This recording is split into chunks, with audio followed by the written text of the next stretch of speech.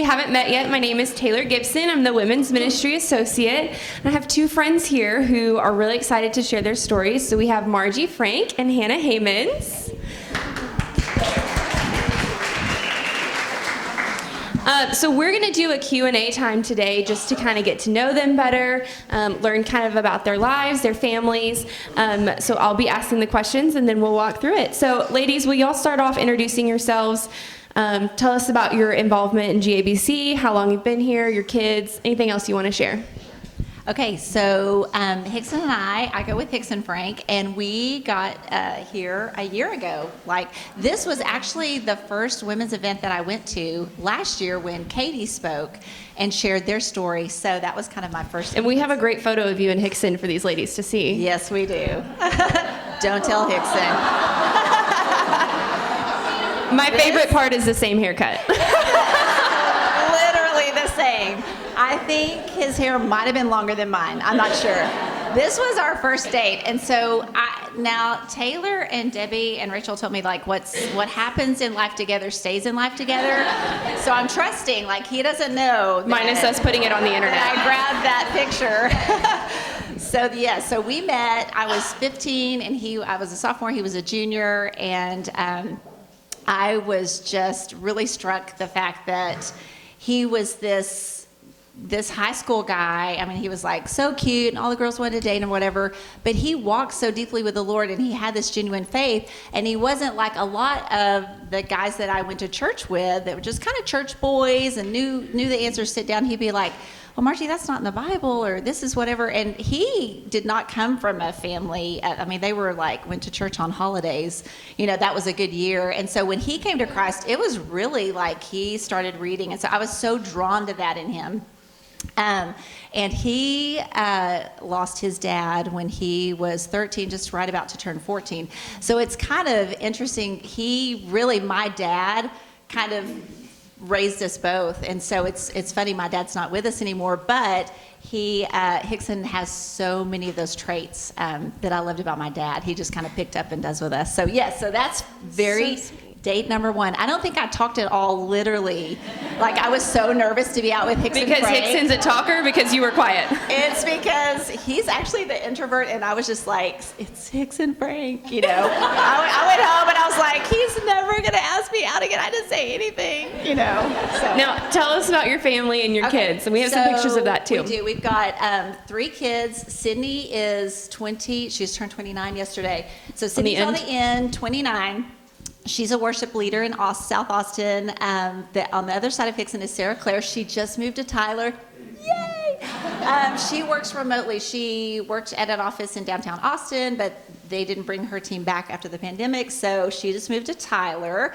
She is 27, and then Grayson is the baby on the end. He's 23, and he is a junior high pastor for Prestonwood Baptist Church, their North Campus in Prosper. And he is, before I say that, so this is the the beautiful the Instagram family, the Instagram pic, and I was I just want one picture. And we were doing it on a timer. How just give me a picture. If everybody get dressed. So we had it on the timer. Yeah. So this really describes the personalities, because and I have permission to say this, Sydney is going to make sure Sydney is good. She firstborn, she looks around, doesn't help anybody. Sarah Claire has literally stepped in something. So Grayson's oh my goodness, let me help you. My skirt is caught in the thorns. And Hickson's and Cindy's timer going. So we love her. But the exciting thing is we get to add a Bailey to the mix. So that's Bailey, and I'm beyond over the top excited. And it's really confirmed in me Margie, when you ask me for something, I give you above and beyond and more than you could imagine. So she is a girls minister at a Bible church in Fort Worth, writes curriculum, loves the Lord, and makes Grayson better and is going to make him better. So they just got engaged and about to get married in a month. So that's kind of us.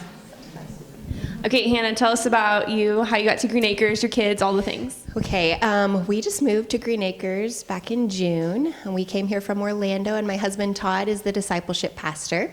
We have loved getting settled in here. We just moved into a house we bought and are slowly unpacking some Takes time. boxes. I don't care to share how many we still have left to go, but yeah, we're getting there.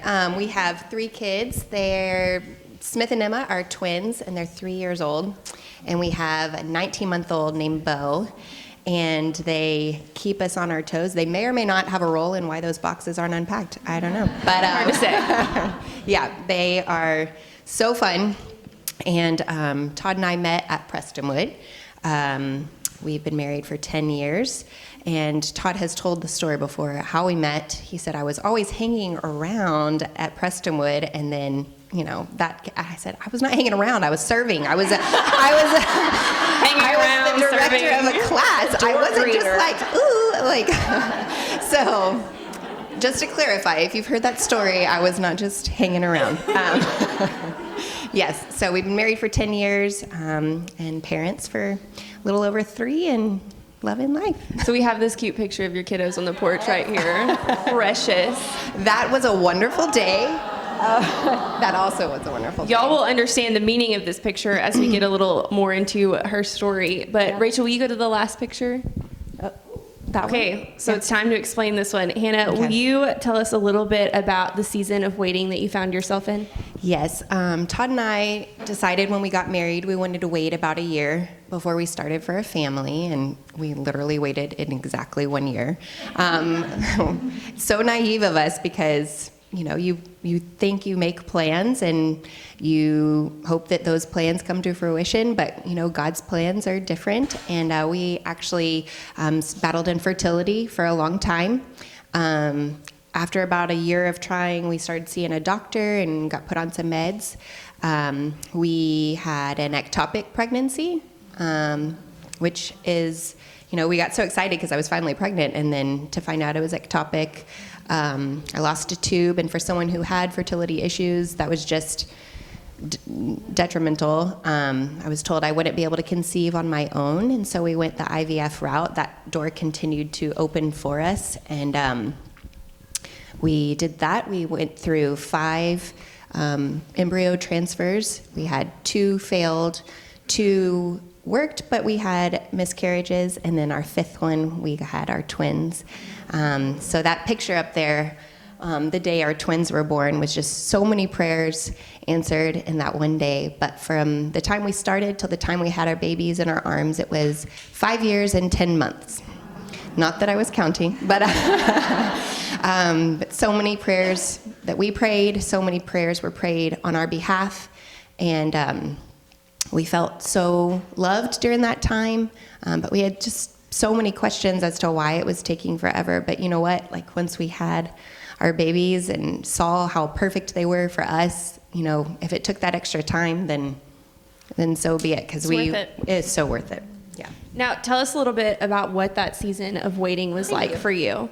How did you keep from getting bitter? All the things. Okay, so I think I didn't realize how long of a season it was going to be. I really didn't know the whole time, but I think things settled in once we got the, hey, you're not going to be able to conceive on your own. I was like, oh, okay, we're going to be here for a little bit. This is not just a, we'll try again next month. This is going to be it's going to be a journey.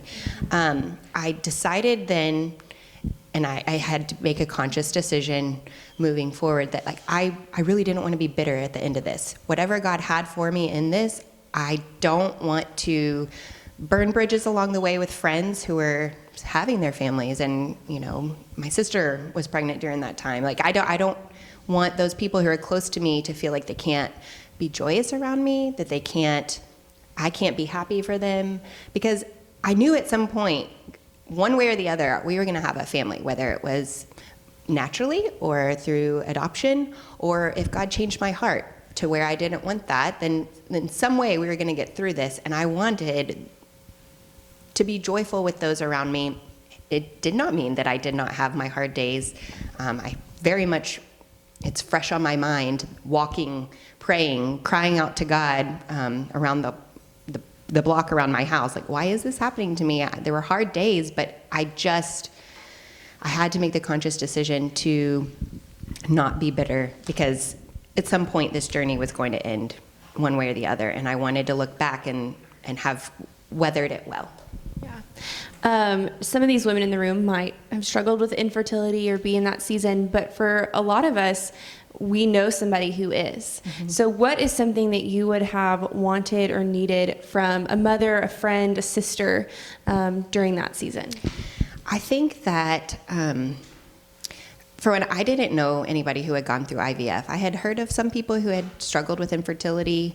I didn't know anybody who had gone through that, so I didn't really have someone to reach out to. But just knowing people were praying on my behalf, and also showing up is so important. It doesn't mean that things are going to be pretty. I think it's so easy to give someone space when they're going through a hard time. Like, oh, they just need some space. I think that the whole journey was very isolating for me, especially in that I didn't know someone who had gone through exactly what I was going through. And I think that's what the enemy wants, is for you to feel isolated. But just having someone show up and like, I don't care if you're crying, I'm here, I'm a shoulder to cry on. This is hard. And I wanted to be able to say like what I'm going through, it's just, I'm having a hard day, but having someone just show up and be there for me was so, I don't know, it just gave me a little life in a time when I didn't feel like I had much to give. Just showing up, texting, reaching out. I had people on Mother's Day being like, I prayed for you in church today. That's such a hard day. I celebrated my mom big on Mother's Day just because I did still have my mom, but there was always this longing in my heart to be able to have that day as well. And just so many friends texted during that time, and it meant the world to me. That's great. Well, one thing the Lord is, as we were getting these stories together and talking about what is it y'all going to share, Hannah starts sharing and talking about needing someone that was a season ahead of her that had gone through that life and those experiences. And then Margie started sharing about how she's done life on life with people before and walked through that. So Margie, a big part of your story is being a person who walks through seasons with others or has been walked through seasons with others. Will you tell us about how to show up in the ugly, honest parts of life? Yeah, we kind of Cindy coined that phrase in our family, and we just kind of went with it. Just, she started saying, I'm going to be ugly honest, and that means you're just going to really be, this is authentically what is going on right now.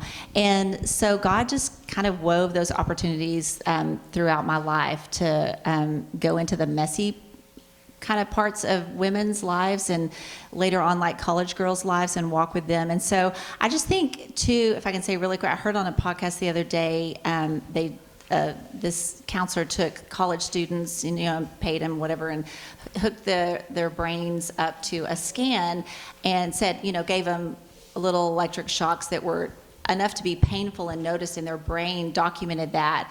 But then they also measured the stress level, and it was just like off the roof, because it was like, oh, that's pain, and I saw it shoot up.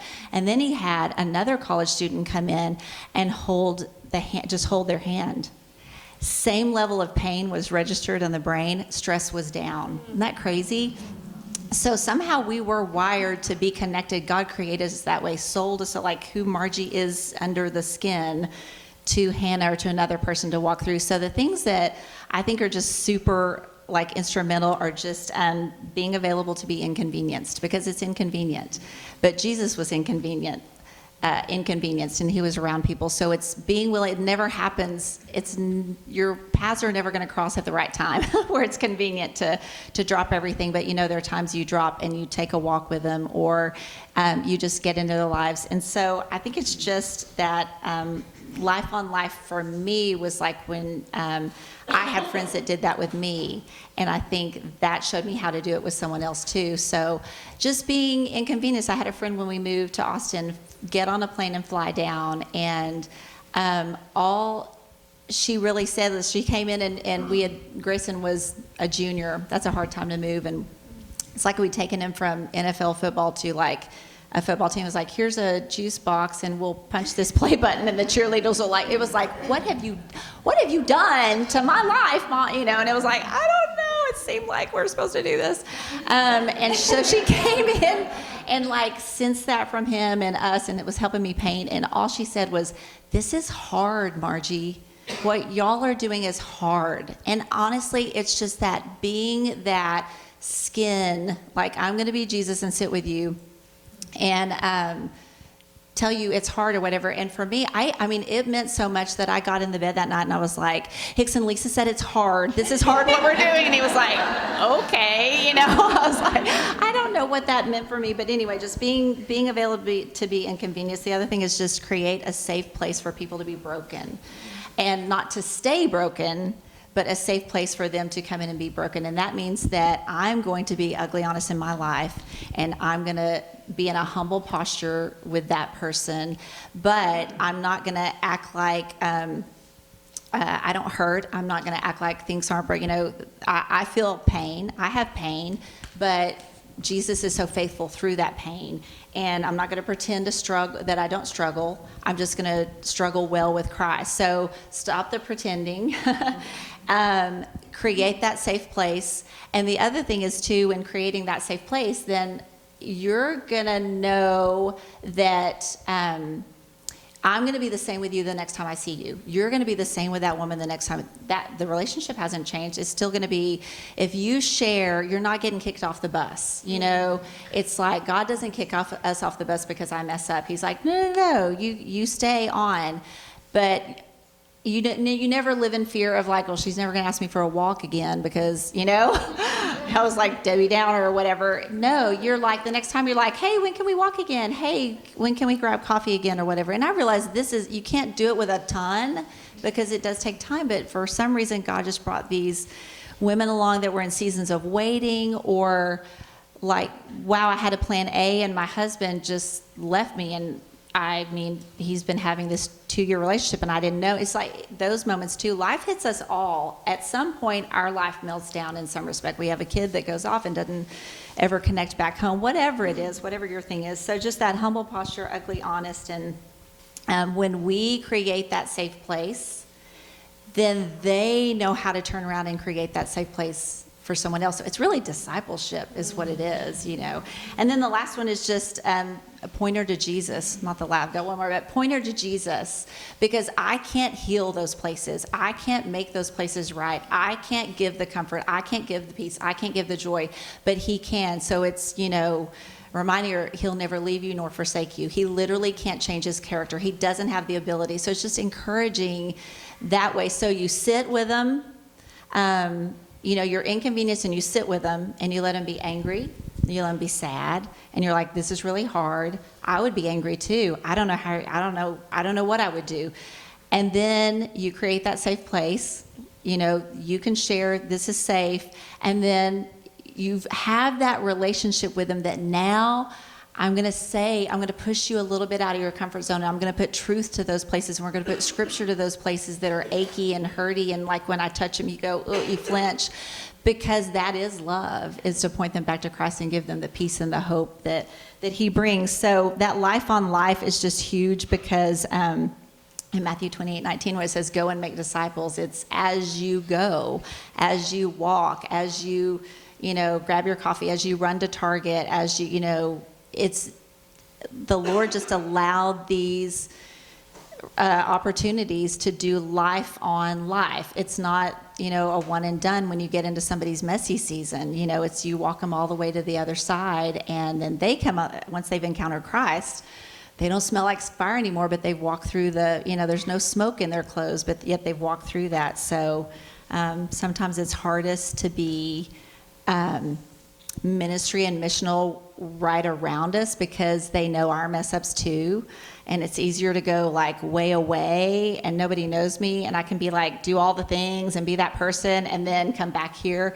but really God's called us here to do that, to set that up. So well, and one thing I know about your story, Margie, is that y'all have been at several different churches. Your ministry has looked different in different times.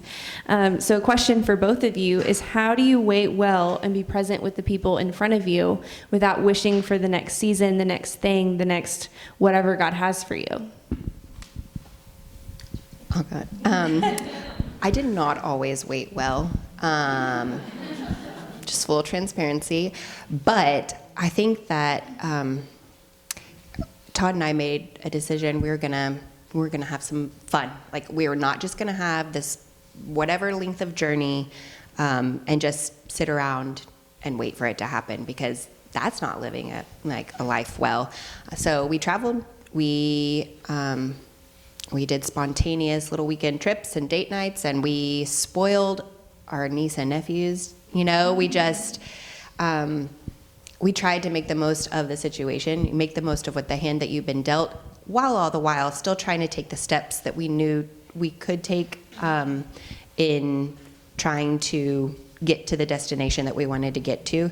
But we tried to have fun while we were doing it. And honestly, I look back and that was a really fun time. And you know what? We have not been quite as spontaneous with our Crazy how quiver that full, So we lived life while we could, and we've been a little nap trapped sometimes, and that's okay. That's okay. This is our season now, and we've waited a long time for it. So we tried to do things then that we couldn't do now, and we knew that we would, be slowed down eventually by the things that we wanted. So that's how we spent that time.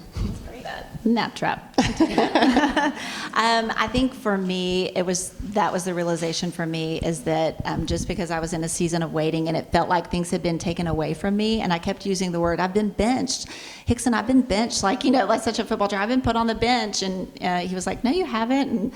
And I realized I didn't handle it well. And I was so self-focused.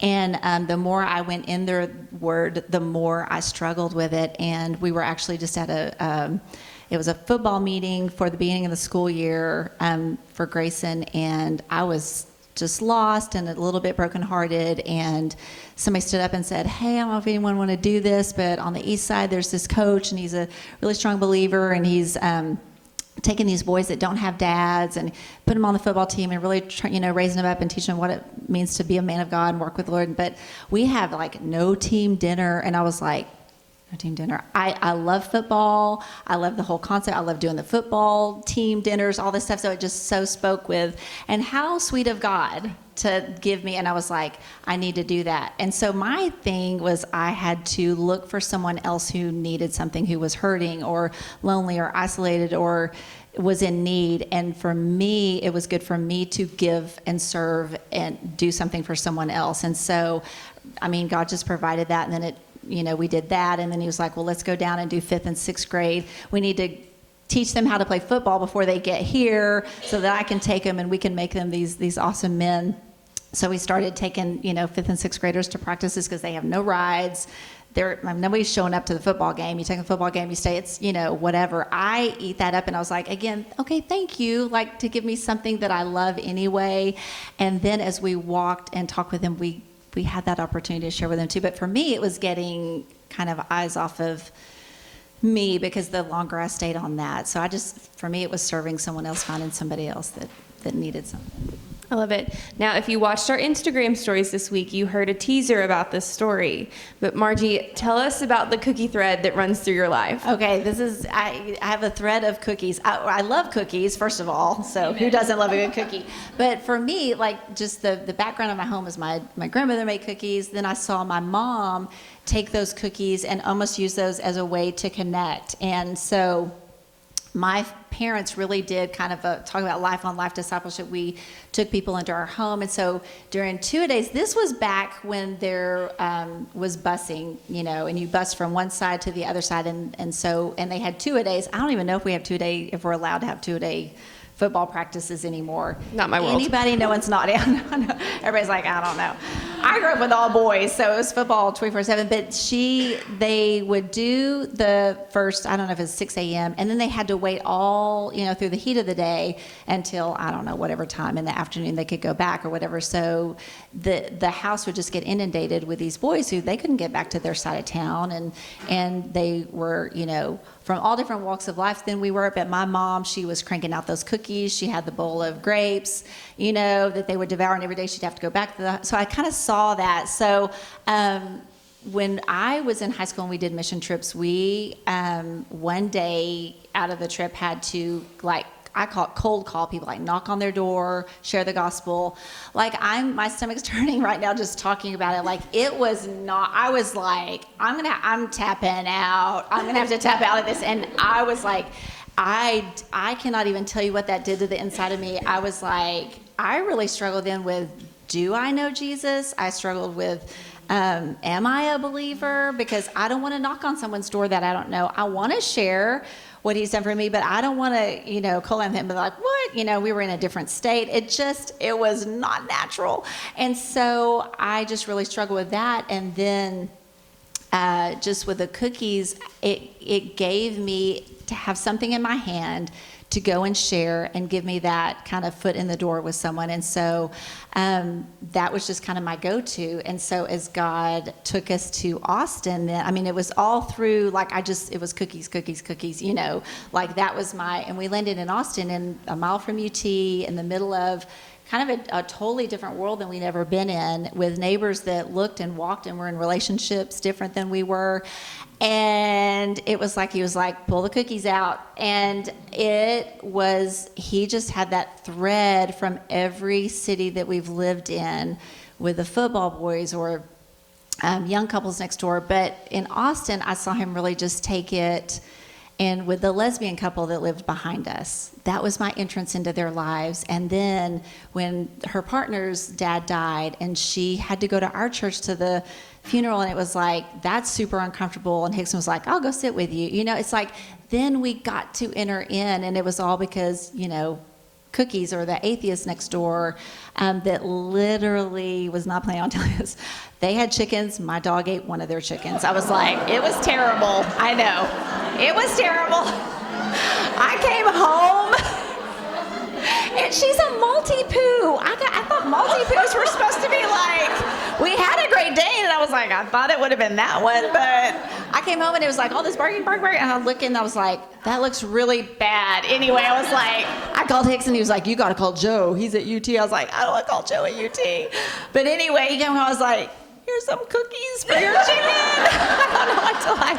It's all I have. Anyway, he was very gracious. But in Austin, you don't always know if it's like a family member chicken or we're going to eat him chicken, So not quite. So those just kind of gave me away. And when I was kind of in my waiting period, like you were, of like, what does this look like? What am I supposed to do? And God was like, God was going, you're a mile from UT. You have a son at UT. You are to go be a mom to the girl that lost her mom in high school and doesn't have a mom. That's a true story. You're to be the mom to the girl who has shame all over her, and you're going to invite her over to that front porch swing, or y'all are going to make cookies together, and you're going to talk, and you're going to tell her the difference between shame and conviction, and God's wooing you and pulling you towards him.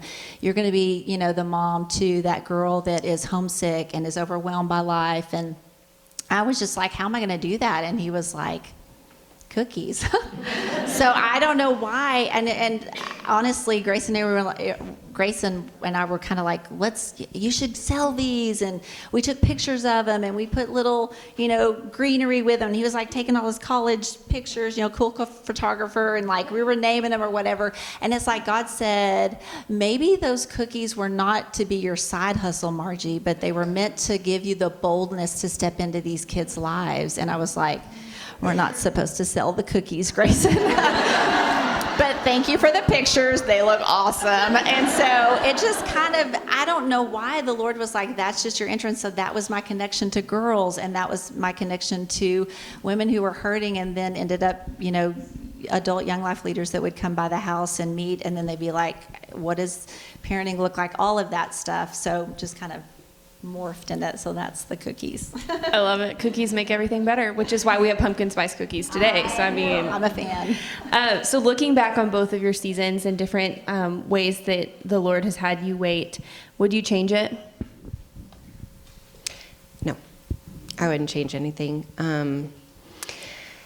My first Mother's Day in church, like once I had my kids, due to COVID, like 2020, we didn't have a church service. So 2021, we dedicated all three of my babies that day. And I'm going to get emotional talking about it, but if you cry, we're all crying. I'm sorry. No, we dedicated the babies, took the twins to the nursery and sat down. I literally couldn't keep the tears from streaming down my face because I had sat in those pews for so many years longing for something, praying that God would give me the desires of my heart. And now, in the span of 20 months, I had 3. And oh my goodness, like my kids are not perfect. I'm not blind to that, but gosh, they're perfect for our family. And I could not have dreamed or prayed or wished for anything more perfect than what God gave me. And it was not in my timing. And even our third one, that was not our timing either. We found out the week our twins turned 1. That was not our timing, but his timing was perfect for us. And I would not change it. I learned a lot during that time. I learned how to be dependent on God.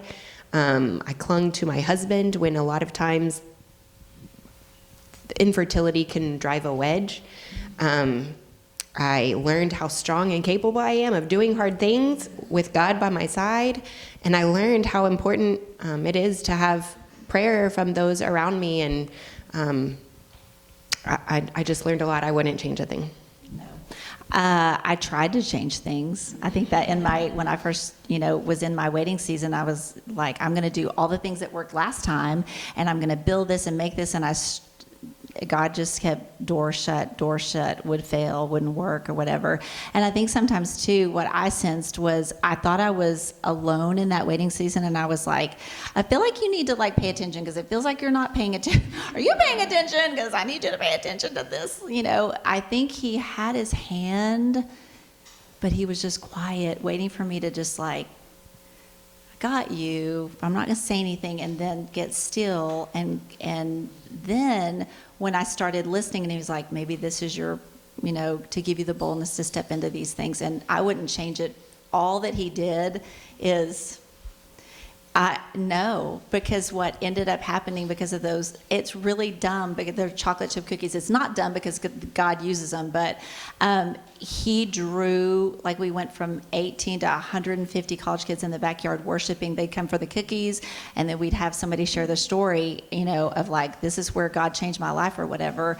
And so the groups that we had in, no, I couldn't have seen that. I would have been over here doing what I thought, I was supposed to do. And all the while, honestly, for me, I wouldn't have changed it because I think I was stepping over the people that God wanted me to get to the people I thought I was supposed to walk with. And so it was such a growth and learning time for me of clinging to him, my ministry and the people that I'm supposed to walk with are where my feet are planted right here. That was, maybe I'm slower than the rest of y'all, but that was super huge. So I wouldn't change any of it because he did abundantly beyond.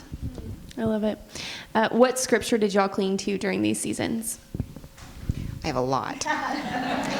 Read us the Bible. I'm not going to go into everything, but the first one that really spoke to me, and I kept telling Todd, especially in the beginning of our journey, I feel like I'm getting knocked over by a wave in the ocean, and then before I can even stand up again, I'm getting knocked down again, and then I'm getting knocked down again. I cannot get my footing before I get another blow of bad news or something with this. And so someone sent me this verse. It's Isaiah 43:2, and it's God talking to Israel and saying, you're my people.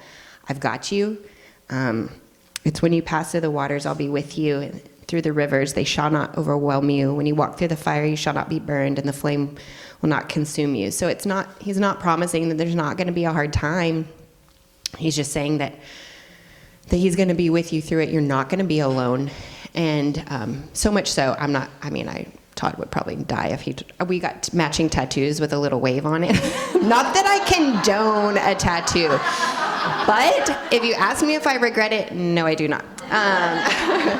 No, and he even said when we were going to get him, it was just, this was a big part of my life thus far. This has got me to where I am today. And he was like, all right, this is permanent. This is going to be forever. And I was like, look, I've got scars on my body from where I didn't choose to have, an ectopic pregnancy. I literally have the scars, and I see them every day. They're going to be there forever. Why not choose something that's going to remind me to look to the Lord? I'm not alone. He's got this. So we got that on our ankle. If you see it, Hickson called it a shark. You got a shark on your foot. It's not a shark, but I'll tell you the story. We're all going to be looking at Todd's ankles on Sunday. This is public now. The other thing is, well, I have several, but I'll stop with this one. Ecclesiastes 3:11. He's made everything beautiful in its time. Before I got pregnant with the twins, I was going through a devotional by Melanie Schenkel, and she told this story about driving through Texas, in the springtime. What does that mean? Blue bonnets. Typically, you'll drive through, you'll see fields. They're all at the same time. But a couple weeks later, when all the fields of blue bonnets have kind of withered or dried up, you'll see a random one blue bonnet up or a little patch over here. And it's not that those blue bonnets are late. They're not late bloomers. That's its time to bloom. And he's going to make it beautiful in its own time. And so just because all my friends are having babies at their time, it doesn't mean that I was late. It means that my time was coming. And yeah, I wouldn't change it. So he made everything beautiful in its own time. That was for somebody right there, because I'm getting tender thinking of people who needed that. So I didn't know what your scripture was, but mine was out of Isaiah 43, and it was 43:19. Behold, I'm doing a new thing, because I thought God had taken everything away. But he's like, Margie, I'm doing a new thing. You got me going there. Now it springs forth. Do you not perceive it? I will make a way in the wilderness and rivers in the desert. So what I saw as desert, he was like, Margie, I'm making a way through that desert, and don't you see it? So, yeah. And just to, like, Shane and Shane has a song that is Psalm 23, and it's like, surely goodness, surely mercy will follow me all my days. This is why I don't sing. And I will dwell in the house forever and praise you all my days. Even though I walk through the valley of the shadow of death, I'm not going to sing anymore. I will fear no evil. And a friend made me a playlist, and it was called Songs of Remembrance. And so those songs of remembrance, that scripture, and then songs reminding myself, even though I walk through the valley of the shadow of death, I will fear you are by my side. So good. Well, I know that our ladies in this room are prayer warriors. So how can we be praying for you and your families? Right now, specifically, for health for my children, I feel like we've been under attack. Like, they've gotten several different little viruses, and Bo is sick right now. And in a time when we're new and we want to get out and meet people and experience fall and just be active in everything that church has going on, we're just kind of stuck at home. So we would greatly appreciate prayers for health, specifically for the kids, because it's rough. It's rough on them. It is. It's hard. Golly, for us, just I feel like every single one of my family members is just drinking out of a fire hydrant right now with work and ministry. It's literally 90 to nothing, and we're wanting to marry, Grayson and bring Bailey in, and so really just that we would kind of be good stewards with all of that, and then also that we would do a really great job of launching Grayson and Bailey, but yet, bringing her into, so it's their own separate. So just like all of that, and honestly, specifically for me, because it is a change, and it is so good. Holy cow.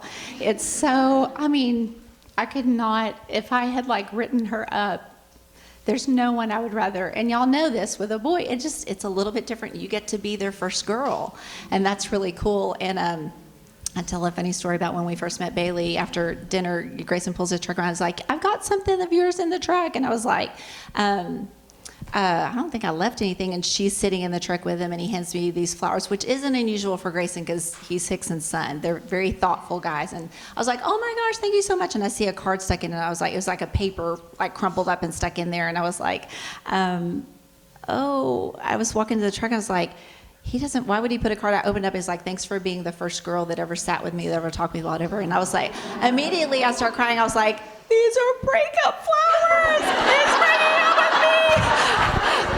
It was like he was going, this has been awesome, but I'm going to go with her. So just that I do that well. And I'm like, I would never mind.